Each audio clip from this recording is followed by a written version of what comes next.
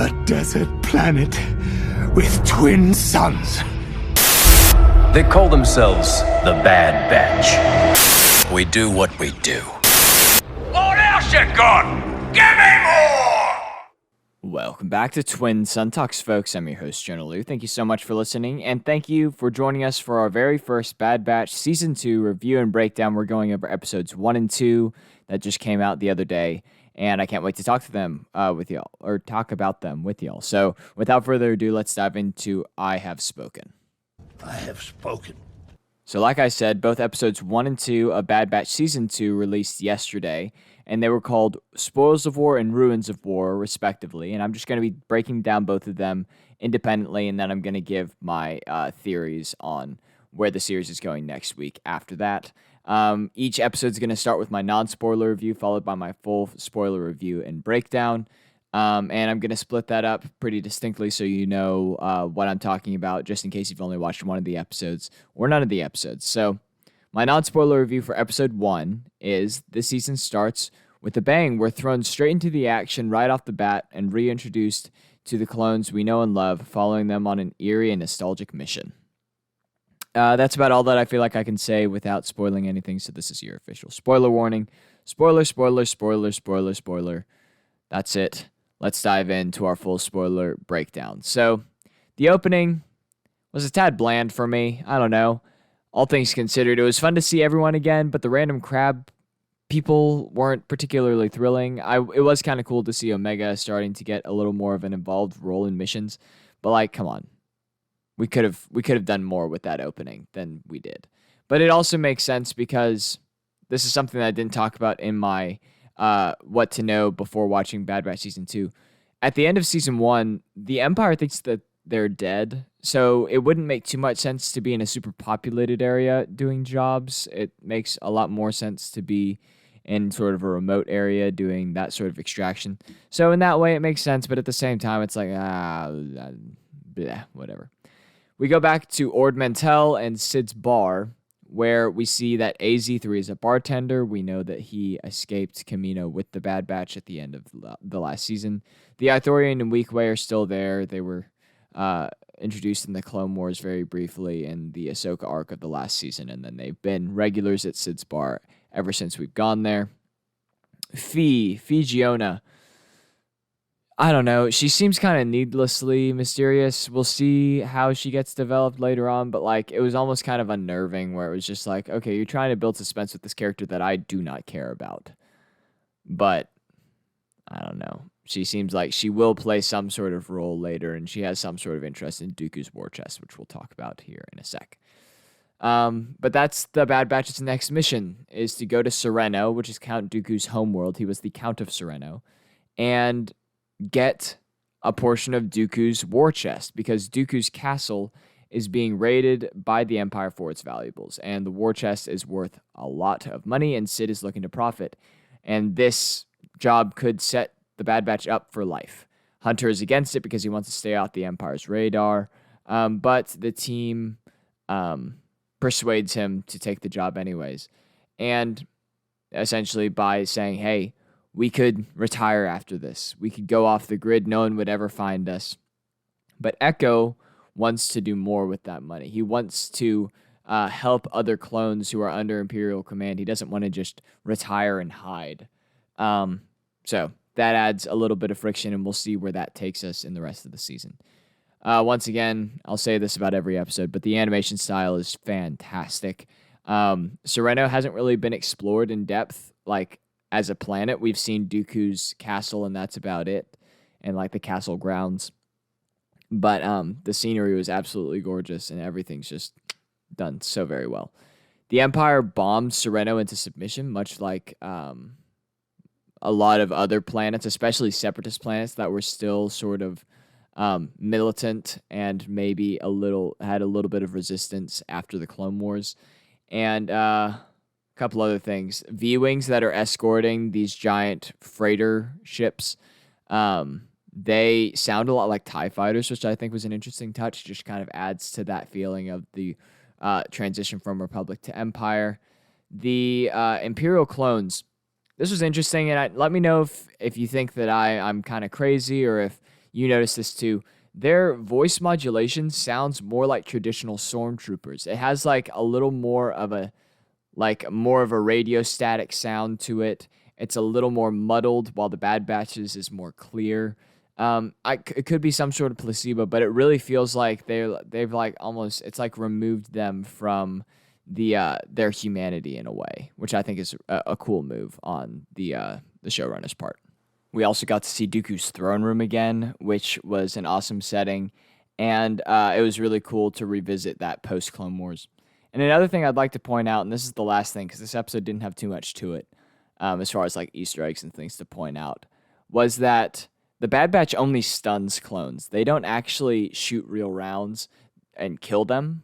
Well, unless they're shooting down like ships and stuff, they definitely kill people then. But like just like straight one-on-one firefight, they only use stun bolts, which I'm sure a lot of y'all noticed, but I think it's a cool little detail that they're not wanting to kill their brothers in arms, even though they're technically their enemies. Just a cool little detail. My review for episode 1, Spoils of War, is that this episode didn't have much to it. It was decently one note with some fun callbacks with things like Sereno. I wish that there was more things to spot in the background of the war chest. Maybe there were, and I just didn't catch them. But I feel like they spread out our time amidst the team really well. Like, I feel like we were focusing less on just Hunter and Omega and giving us more time with Echo, Tech, and Wrecker. I thought that was really awesome. But yeah, no, I still enjoyed it. I like the direction that it's going in. It feels more established than it felt in the first season. That's why I say that I feel like it started off with a bang. I feel like it was more confident in itself and what it was doing. I think that it's going in a very interesting direction, but like as far as the contents of the episode, it was a little one note, a little bland. Episode 2, non-spoiler review. The stakes feel high as we continue to watch a daring mission on a breathtaking planet, and the show continues its trend of providing unique perspectives while setting a darker tone than the previous season. That's all that I can say about episode 2 without giving too much away, so this is another spoiler warning. Spoiler, spoiler, spoiler, spoiler, spoiler. Let's dive in. So I'm going to split this up into 2 parts. This episode also didn't have too much to it, but it was really interesting, and I want to touch on some things. So Tech, Echo, and Omega's storyline. We meet Romar, who was a survivor of the Sereno bombardment. He provides insight into how Sereno suffered under Dooku's rule and gives more perspective on people transitioning from resisting the Republic to resisting the Empire and how that transition sort of legitimized the fears of the Separatists, that the Empire was getting too tyrannical and wasn't caring about fringe systems, was only caring about the elite. And the war chest to people like Romar represents Dooku's greed and his domination of the planet and his disregard for his people's needs. And something really cool that Romar does is he gives Omega this kaleidoscope, which shows Omega that monetary value isn't everything. Because a lot of what she has known has been like doing these random jobs for Sid for money to stay alive, and that's like been her mindset's like, okay, what's the monetary value? What can we get out of this? And Romar shows her with this kaleidoscope that sometimes things can just be beautiful for the sake of beauty, and they don't have to have too much intrinsic value as long as they make you happy. So I just thought that was kind of interesting, and it's an interesting perspective for someone who was sort of raised as a soldier.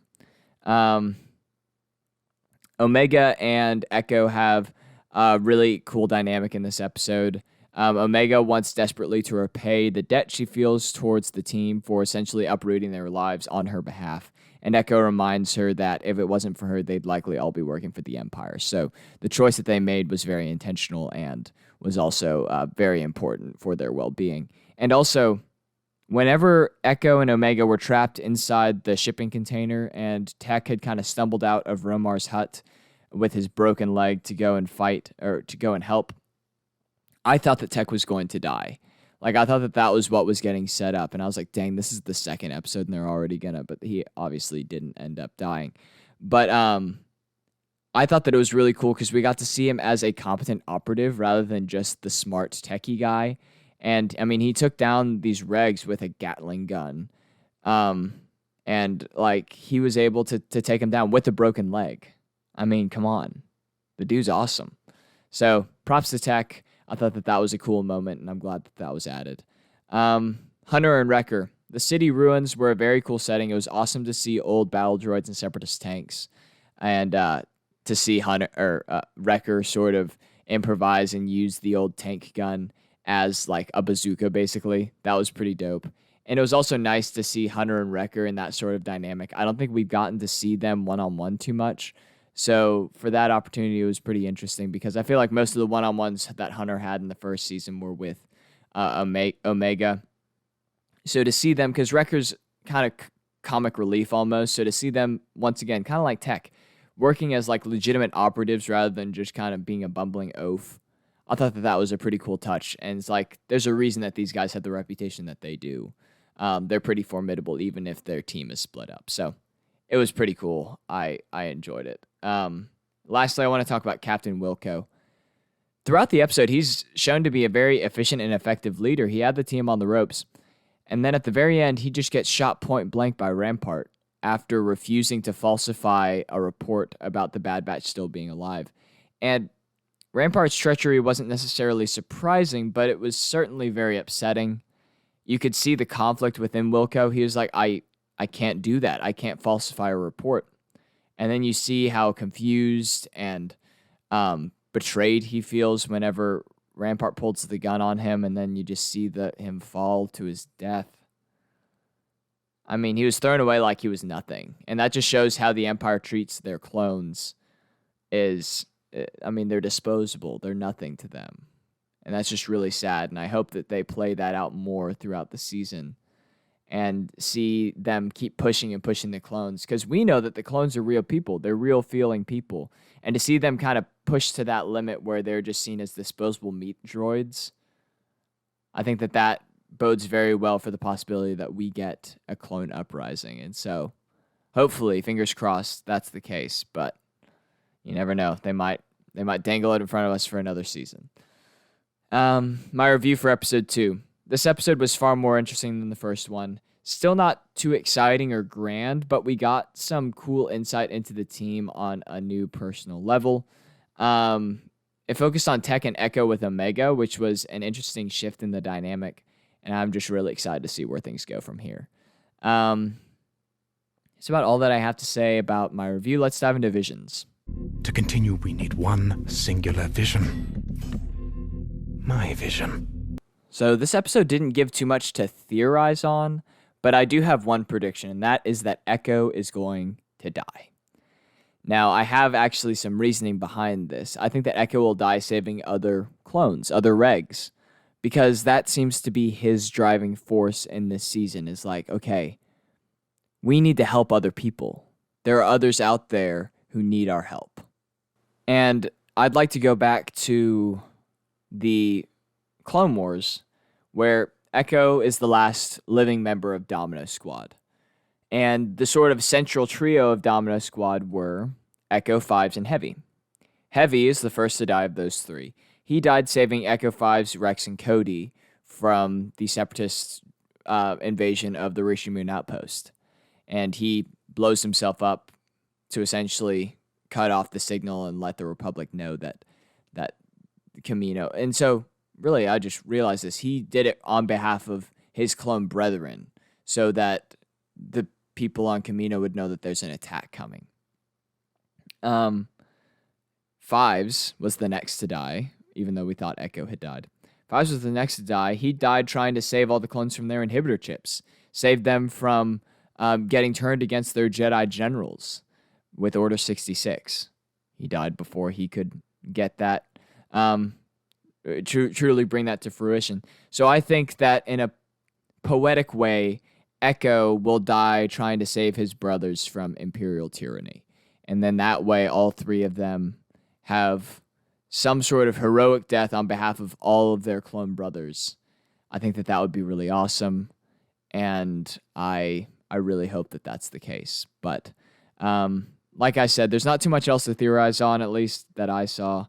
I just want to say, I rewatched the trailer for Bad Bad Batch after I made my episode about what to expect from this. And then I saw Dooku's castle window in the background of one of the shots. I was like, shoot, I should have caught that.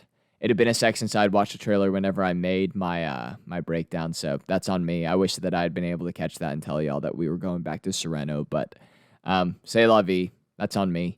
That being said, I enjoyed these first 2 episodes. They're nothing too special, I wouldn't say. Nothing to write home about, but it's good to be back. Good to have content again.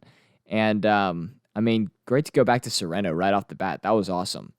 And I just...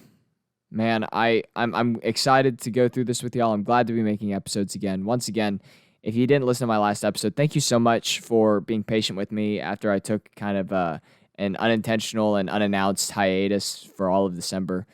Thanks for sticking with me, and I can't wait to keep bringing content to y'all. So that being said, until next time, you've taken your first steps into a larger world. May the Force be with you, and I'll see y'all in the next episode. Bye, friends.